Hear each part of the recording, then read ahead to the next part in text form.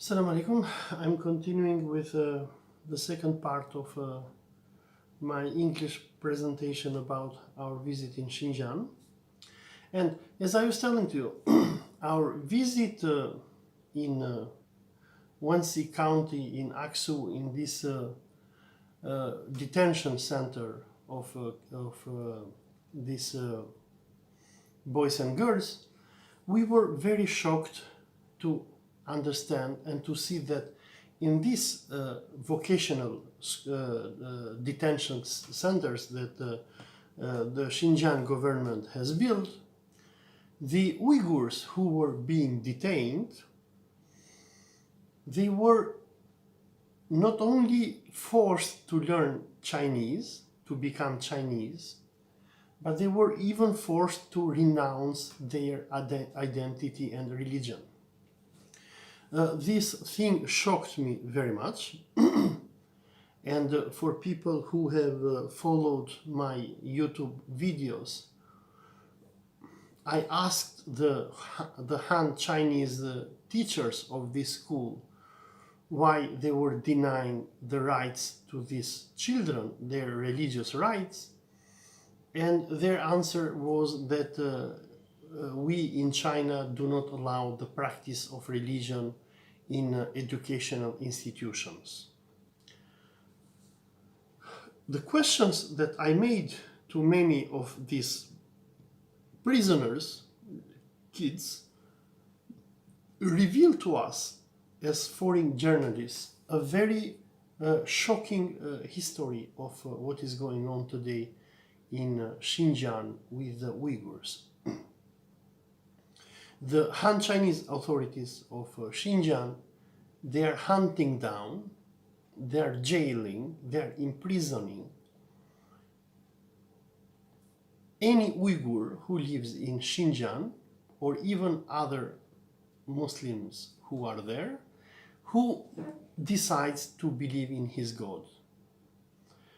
From the people that I interviewed, one guy was brought in this center because in 2012 he had beaten two people and he was sent to jail for 2 years until 2014, and then after coming out from the prison he was sent in this center. So now we are in the year 2019. So this person was in detention since 7 years. First he had gone to prison and now he was being brainwashed in this center. When I asked this guy, what is the reason that you are here? What is the crime that you have done? He told me, because I have prayed in the street. So in China, in Xinjiang, sorry, not in China, praying in a street was considered to be a crime. Another girl that we interviewed, she was sent in this detention center only because she had started to pray to God. She was reading the Quran by herself and didn't take license from the Xinjiang authorities to read the Quran, and because she had put a hijab on her head. These stories shocked us. They were unbelievable. This girl I interviewed her, and the title of her video is Uiguria është sjellnë qendrën e riedukimit psevuri shamin, which means the Uyghur lady was brought at the re-education center because she put the hijab. We were shocked. Her story was heard by our Indian and Afghan and Turkish colleagues. And we all, when we heard her story, we went crazy. We felt crying. Me, myself, I felt crying. I wanted to do something to save this girl from this concentration camp. I'm sorry, Chinese friends, but I have to use the word concentration camp. I know that I was your guest there. I'm thankful for everything what you did for me. But what you were doing to these people, there is no law in the world that can justify it. So the story of this girl was my breaking point with Xinjiang.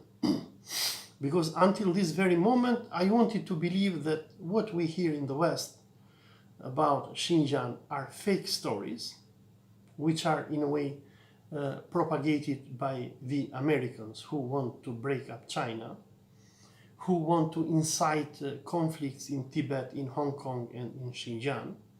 So, I mean, I came to China with a good intention to fight, or in a way to break the Western official narrative that China is persecuting the Uyghurs.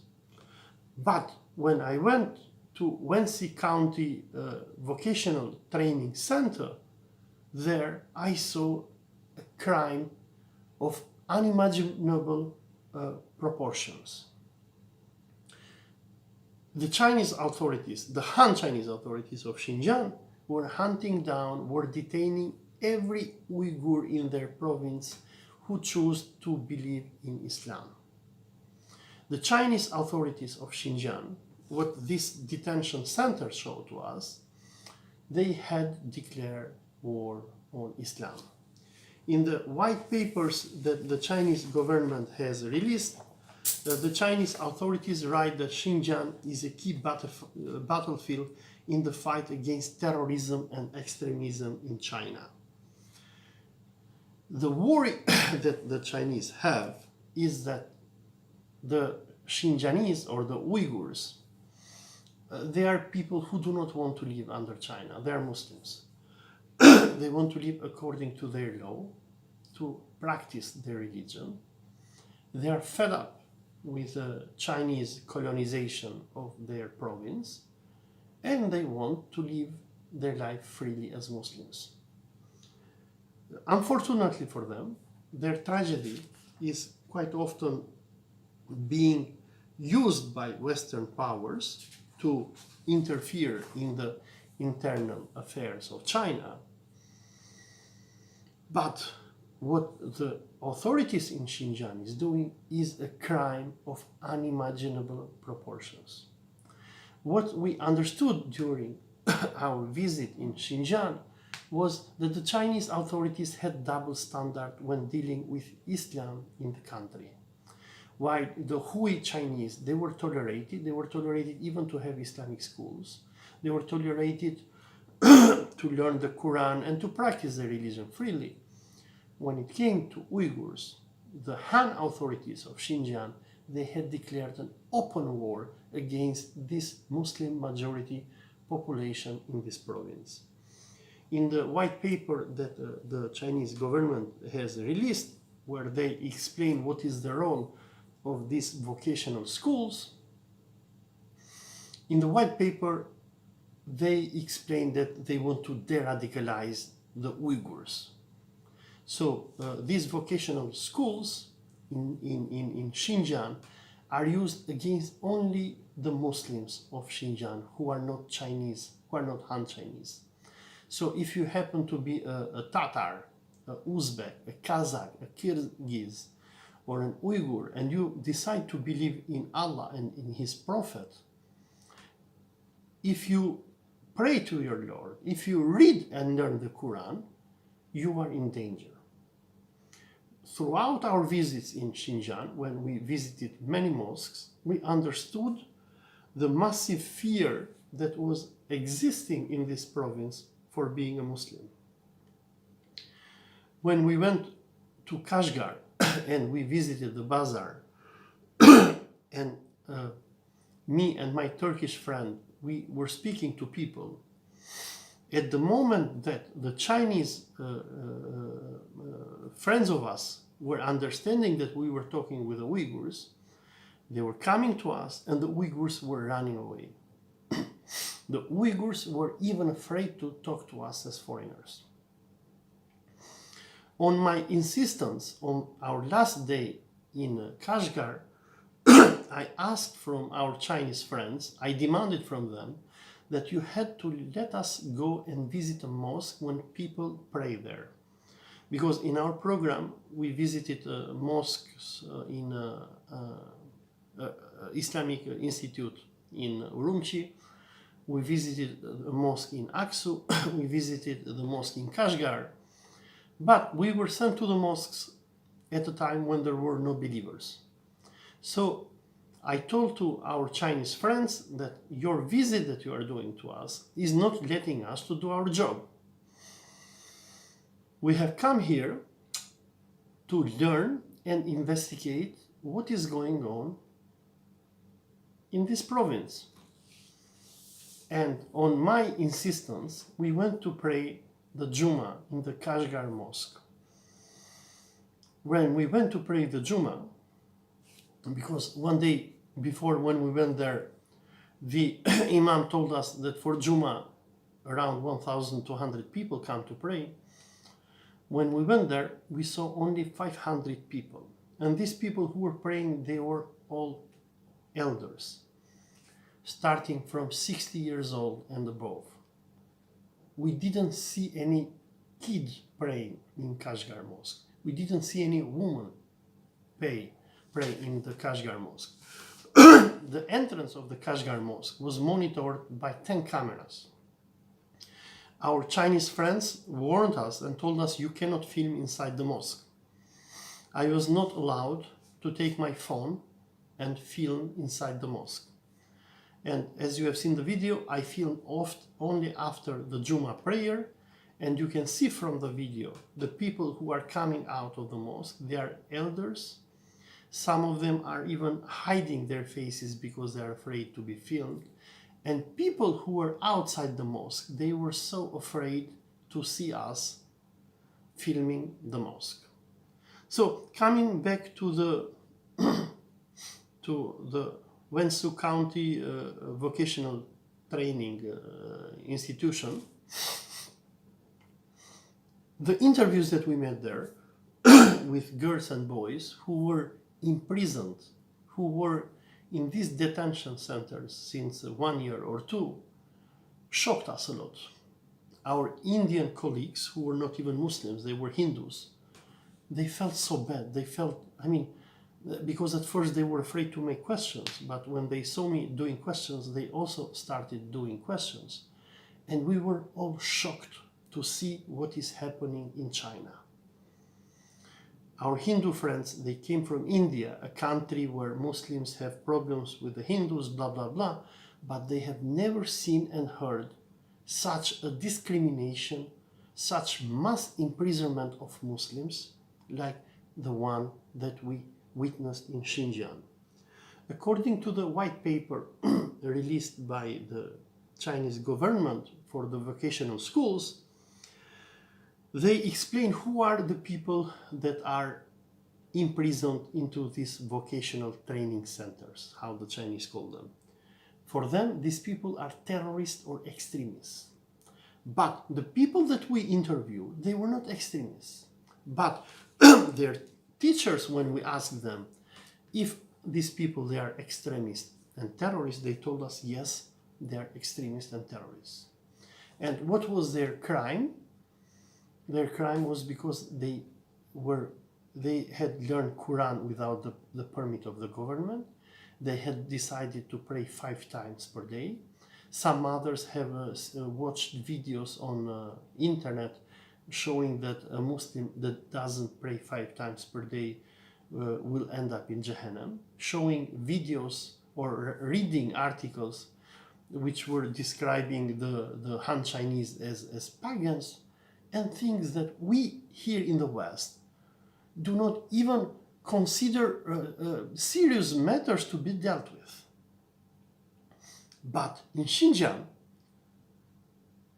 if you were to be an Uyghur, you had to be afraid all the time on what you read, on what you think, on what you write, on whom you stay with, if you decide to believe in your God and what have you. And these kids that we visited in the Wensu County, from being very or slightly religious Muslims, now they were being brainwashed to reject Islam altogether. When I was telling them salam alaikum, they were telling to me ni hao. And when I was asking them, are you Muslims? They were saying, no, we are not Muslims because we believe in science and in the party. These schools that we visited, I mean, only in the George Orwell's novel 1984, we can find such examples. And these schools were built exactly on the model of George Orwell's 1984 novel. And if you read the white paper, this is very interesting to understand what the Xinjiang authorities want to do with Muslim Uyghurs. They explain that these people who are sent into these centers are radicals and terrorists and extremists, even though these poor guys, they have done nothing. And in the white paper, the Chinese authorities show that in order to rehabilitate these people, the people who are brought in, they must confess for their crimes. For example, if you are an Uyghur Muslim and you decide to read the Quran with your friends and you don't have license from the government, this is a crime. So when the authorities catch you, the first thing that you have to do is you have to confess and to tell to the Han authorities, I'm sorry, Mr. Lee or whatever who he is, I have read the Quran with my friends and this is illegal because I didn't have permit from the government. And the step number 2 is that these people, they have to repent. And many of these kids that we saw in the Wenzhou County, they had repented for what they had done. In my questions to them, when I was asking them, did you repent for what you have done? And they said, yes, I repent because I believed in God. Because it was wrong to believe in God. Because they had to believe in science and in the Communist Party. And this is horrible. And this is the breaking point that we had with our Chinese friends. When we went out from this center, me, myself, I started crying. I could not believe that in the 21st century you can have such a regime, even in North Korea you don't have that, where people are denied to believe in their gods. And the third point that the white paper of the Chinese government wants from these people, so the first one was confession, the second repentance, and the third willingness to receive training. And this is a precondition for leniency from the government, meaning to say, if I am an Uyghur Muslim and in one moment I decide to believe in Allah and I pray outside in the street because the prayer time comes and I don't have a mosque nearby, according to the Chinese anti-terrorism laws, I have done a crime. And for this crime, I should confess to the Communist Party of China. I should repent and tell them sorry because I prayed to my God in my field or wherever I pay. And then I should tell them I'm willing to take training in these vocational schools, and only in this way I can get leniency from the Chinese authorities of Xinjiang. Otherwise, I'll be sent to prison. So I have two options. One, to go into this big brother brainwashing school and to become an idiot atheist, to believe in science, in Marx. In my interviews, I asked many of these communist apparatchiks that we interviewed, what do you believe? And they were telling to me, we believe in Marx, we are Marxists. And when I was asking them, have you read Marx? They didn't even read Marx.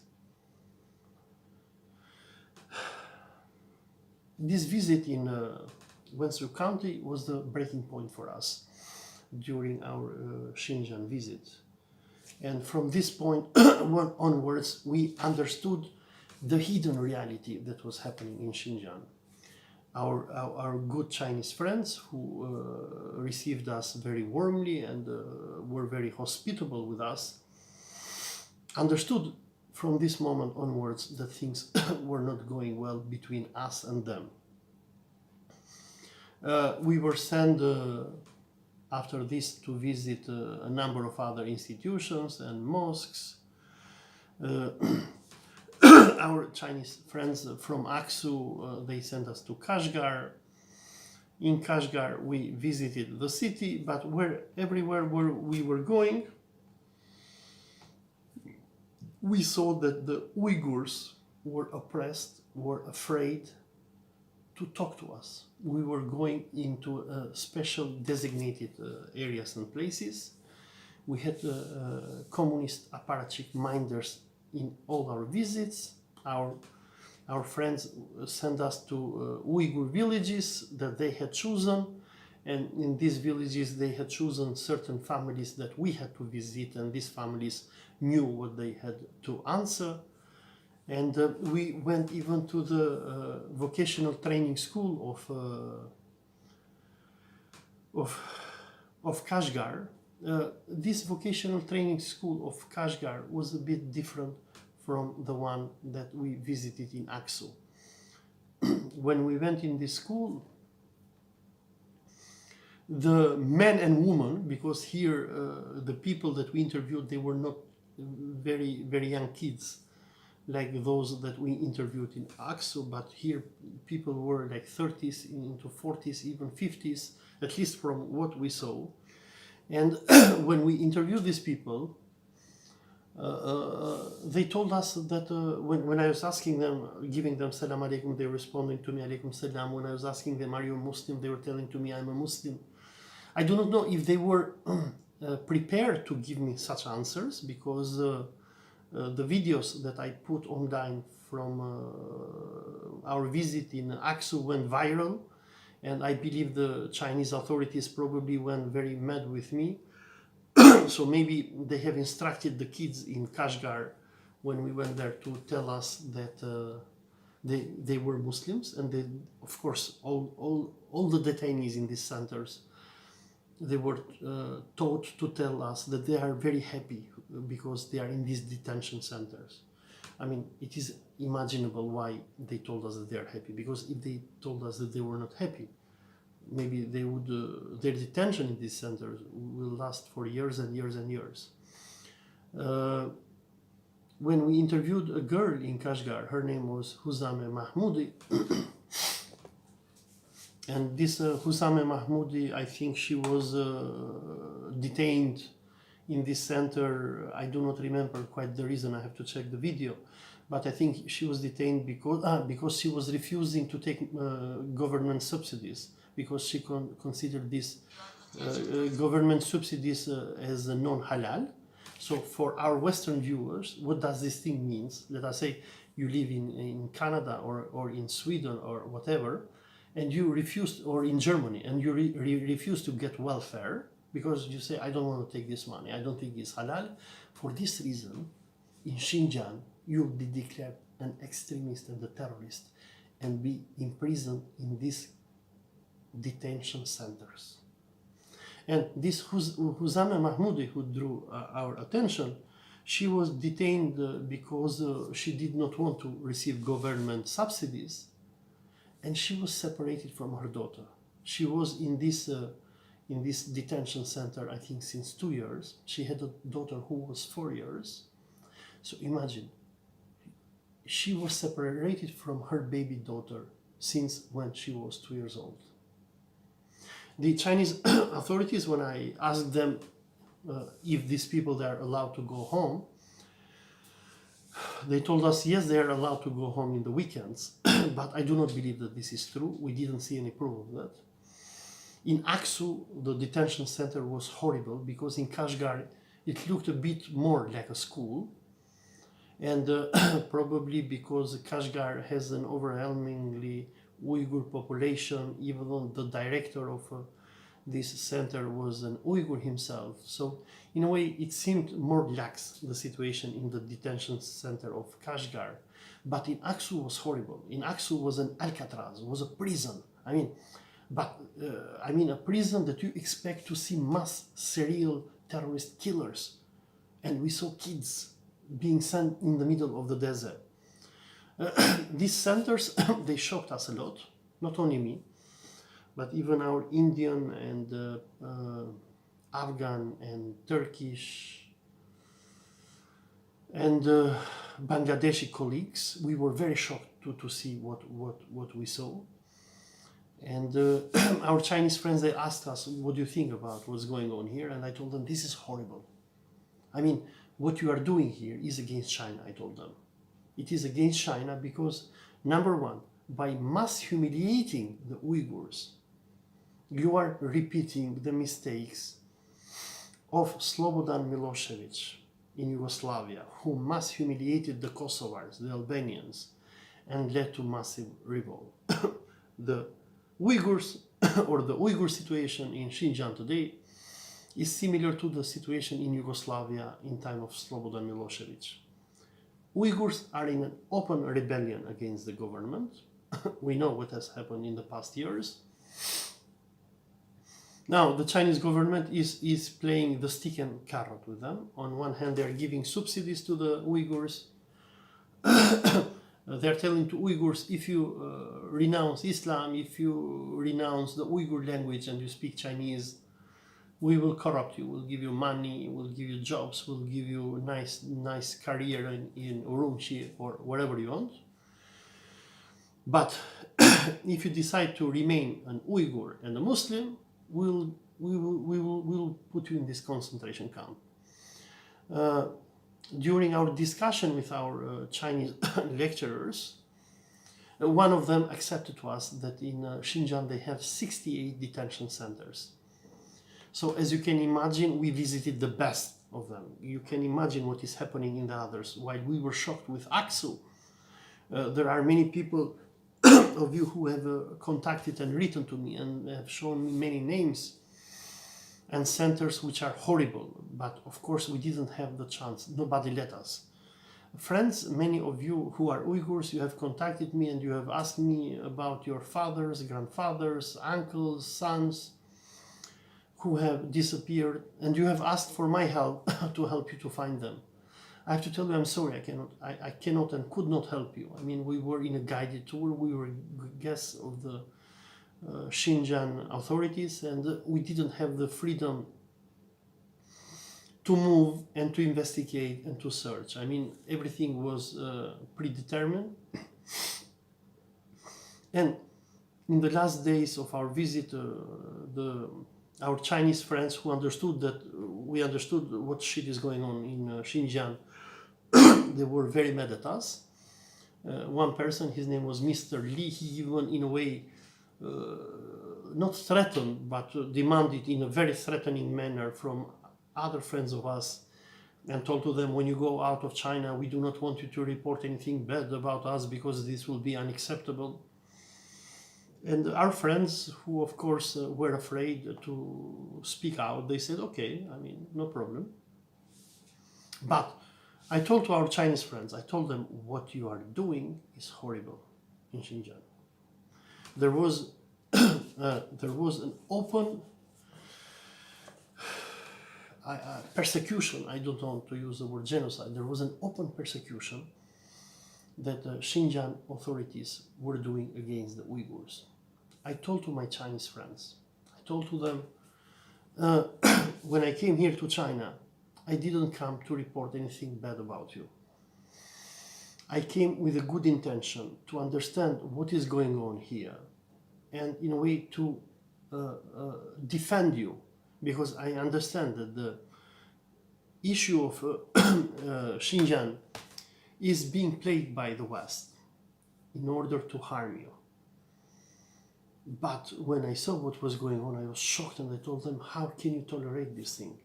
But you know what is the funniest thing of all? Our Chinese friends, when I was talking with them and I was telling to them what you are doing, they couldn't probably even understand us. They told us, no, but this is something very good, they were telling to us. We are teaching these people Chinese, we're giving them free education, we're giving them subsidies, the government doesn't give us subsidies. They should be thankful for what we are doing for them.